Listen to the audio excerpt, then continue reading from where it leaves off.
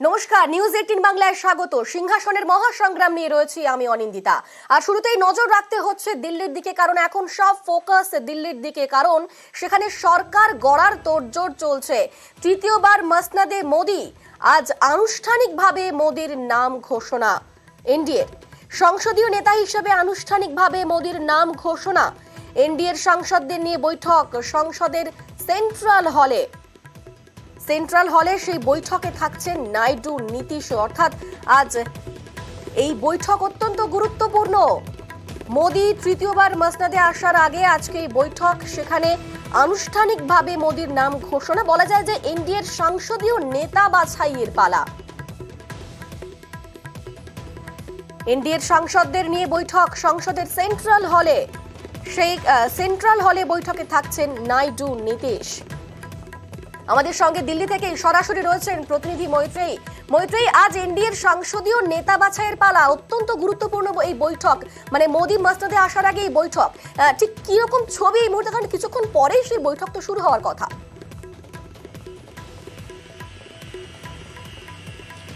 দেখো, হ্যাঁ, একেবারেই সমস্ত সাংসদরা ইতিমধ্যেই আসতে শুরু করে দিয়েছেন পার্লামেন্টের সেন্ট্রাল হলে এই বৈঠক হবে। কারণ এই অত্যন্ত গুরুত্বপূর্ণ এই বৈঠক।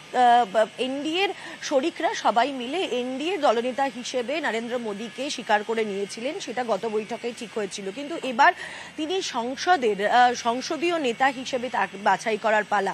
অর্থাৎ যে সমস্ত সাংসদরা রয়েছেন তারা প্রত্যেকে ভোট দেবেন। অর্থাৎ এনডিএর অ্যালায়েন্স যে সমস্ত সাংসদরা রয়েছেন তারা ভোট দিয়ে সংসদীয় নেতা হিসেবে নরেন্দ্র মোদীকে বাছবেন, এবং সেই বাছাই পর্বটা হবে আজকে। আর কিছুক্ষণ সময়ের মধ্যেই সেই প্রসেস শুরু হবে। ইতিমধ্যেই নতুন সাংসদরা তারা আসতে শুরু করেছেন। এনডিএর অ্যালায়েন্সের সমস্ত সাংসদরা তারা এসে পৌঁছেছেন। তার মধ্যে টিডিপি সাংসদরা রয়েছেন, চন্দ্রবাবু নাইডু তিনি নিজে থাকার কথা, নীতিশ কুমার এবং তার জেডিইউর অন্যান্য সাংসদরা তারা এসে পৌঁছেছেন। আজকে এই বৈঠকের আগে একটি বৈঠক করে বিজেপি, তাদের দলের যে সমস্ত সাংসদরা রয়েছেন তাদেরকে নিয়ে, তার মধ্যে সিনিয়র সাংসদদের সঙ্গে তারা একটি বৈঠক করেন এবং আগামী সময়ে বিজেপির কোর্স অফ অ্যাকশন কি হবে সেই বিষয়ে তারা আলোচনা করেন।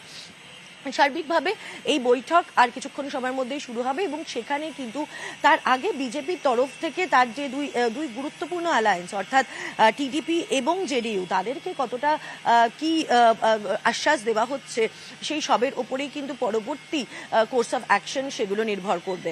অনিন্দিতা, একেবারে মৈত্রী, তুমি আমাদের সঙ্গে থাকো।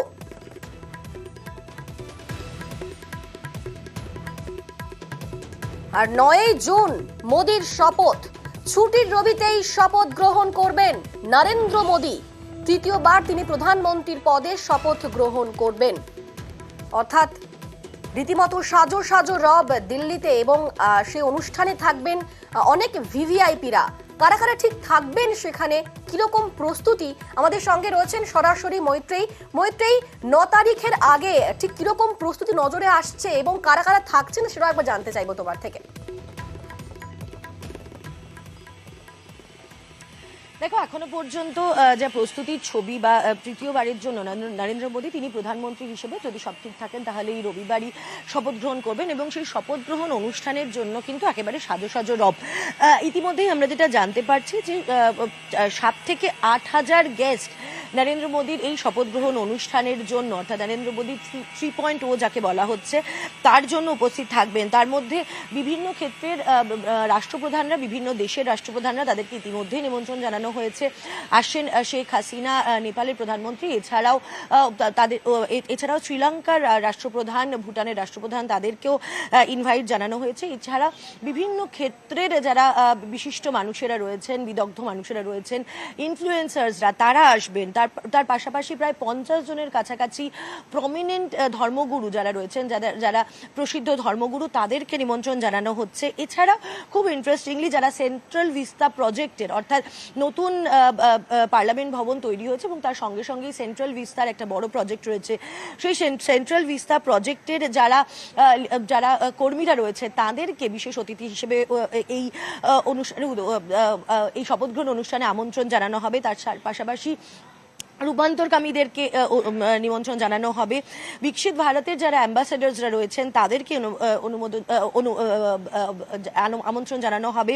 স্যানিটেশন ওয়ার্কার এবং বেনিফিশিয়ারিজ যারা রয়েছেন তাদেরকে যেরকম আমন্ত্রণ জানানো হবে, তার সঙ্গে সঙ্গে বিজেপির বিভিন্ন স্তরের নেতা নেত্রীরা তাদেরকে আমন্ত্রণ জানানো হচ্ছে এই শপথ গ্রহণ অনুষ্ঠানে উপস্থিত থাকার জন্য। এবং তার সঙ্গে সঙ্গে মন কি বাতের যে সমস্ত পার্টিসিপেন্টসরা রয়েছেন, মন কি বাত অনুষ্ঠানে নরেন্দ্র মোদীর সঙ্গে যারা কথা বলেছিলেন এরকমও বেশ কিছু পার্টিসিপেন্টস, তাদেরকেও নিমন্ত্রণ জানানো হচ্ছে। ফলে সব মিলিয়ে একেবারে ভরা সভা, এবং যার মধ্যে বিভিন্ন ক্ষেত্রের বিভিন্ন মানুষ, একেবারে ওপরতলার মানুষ থেকে একেবারে নিচের তলার মানুষ পর্যন্ত সবাইকেই কিন্তু এই শপথ গ্রহণ অনুষ্ঠানে ইনক্লুড করার চেষ্টা করা হচ্ছে। আমরা জানতে পেরেছি যারা পদ্মশ্রী, পদ্মভূষণ প্রাপক যারা রয়েছে, পদ্ম পুরস্কার প্রাপক যারা রয়েছেন তাদেরকে নিমন্ত্রণ জানানো হচ্ছে। ফলে সব মিলিয়ে বলা যেতে পারে তারকা খচিত হবে শপথ গ্রহণ অনুষ্ঠান, এবং সেটারই প্রস্তুতি কিন্তু এই মুহূর্তে তুঙ্গে রয়েছে। একেবারেই ধন্যবাদ মৈত্রী। তারকা খচিত হবে সেই শপথ গ্রহণ অনুষ্ঠান এবং আমন্ত্রণ জানানো হয়েছে বিভিন্ন স্তরের ভিভিআইপিদের, থাকবেন প্রত্যেকেই। এবং তারই পাশাপাশি শরিক নির্ভর মোদি 3.0 তৃতীয়বারের জন্য শপথ নেবেন নরেন্দ্র মোদী। মোদীর সরকারে এবার ফ্যাক্টর নীতিশ নাইডু। কি কি মন্ত্রক দাবি নীতিশ নাইডুর? আজ ফের এনডিএর বৈঠক, একাধিক গুরুত্বপূর্ণ ক্যাবিনেট দাবি করছেন নীতিশ নাইডু। মন্ত্রক, বিভিন্ন গুরুত্বপূর্ণ যেগুলো মন্ত্রক সেগুলো দাবি করেছেন নীতিশ নাইডু, কারণ এবার শরিক নির্ভর মোদি 3.0। এনডিএ সরকারের 8 থেকে 10টি মন্ত্রক দাবি করা হচ্ছে। মন্ত্রক শর্ত জেডিইউ টিডিপির রেল, অর্থ, নগরোন্নয়ন, সড়ক পরিবহন, তথ্য প্রযুক্তি, আইন, এরকম নানান গুরুত্বপূর্ণ বেশ কিছু মন্ত্রক শর্ত রেখেছে জেডিইউ টিডিপি। আজ ফের এনডিএর বৈঠক, এবং অবশ্যই সেই বৈঠক থেকে কি উঠে আসে তা অবশ্যই আমাদের নজরে থাকবে।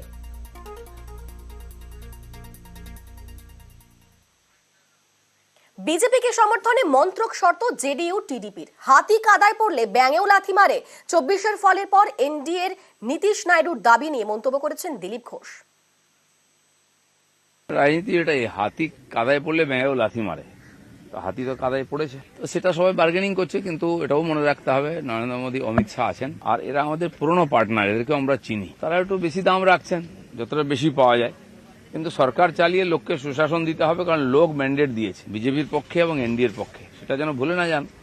আঞ্চলিক দল সবসময় নিজের কথাই ভাবে, তারা ইতিহাসই বলছে ওদের অনেক আমাদের পার্টনার ছিল, অনেক পুরনো, আমরা কাউকে ছাড়িনি, অনেকে নিজের স্বার্থে ছেড়ে গেছে, আবার নিজের স্বার্থে চলে এসেছে।